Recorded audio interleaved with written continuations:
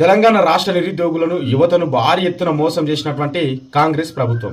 మిత్రులారా, గత కొన్ని రోజుల కిందట కాంగ్రెస్ ప్రభుత్వం రాజీవ్ యువ వికాసం కింద నిరుద్యోగులకు ఉపాధి కల్పించుకోవడానికి చిన్న చిన్న బిజినెస్ స్టార్ట్ చేసుకోవడానికి 50,000 నుంచి 4 లక్షల వరకు లోన్ ఇస్తామని ఈ మన యనమల రేవంత్ రెడ్డి గారు అయితే చెప్పారు కదా. అప్పుడు ఎగిరి గంతేశారు నిజంగా బడుగు బలహీన వర్గ ప్రజలు.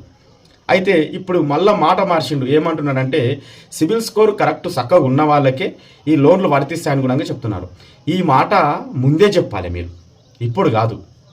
దాదాపు ఈ అప్లికేషన్కి కొన్ని కోట్ల రూపాయలు సంపాదించారు మీరు. క్యాష్ ఇన్కమ్కు మినిమము ప్రతి ఒక్క వ్యక్తి అప్లై చేసుకున్న ప్రతి ఒక్క వ్యక్తి దాదాపు 100 నుంచి 200 ఖర్చు పెట్టుకున్నారు.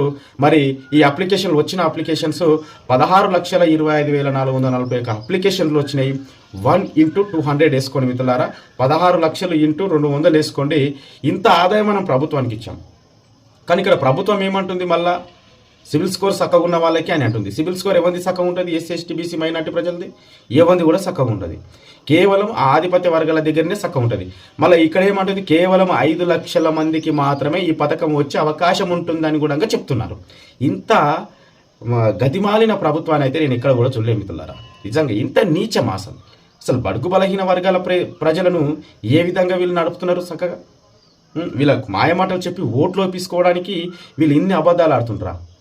అసలు సిబిల్ స్కోర్ తెచ్చుడేంది? సిబిల్ స్కోర్ కరెక్ట్ ఈ బడుగు బలహీన వర్గాల దగ్గర ఉంటే నీ ప్రభుత్వం నుంచి వచ్చే ఈ లోన్లే వీళ్ళకి అవసరం లేదు.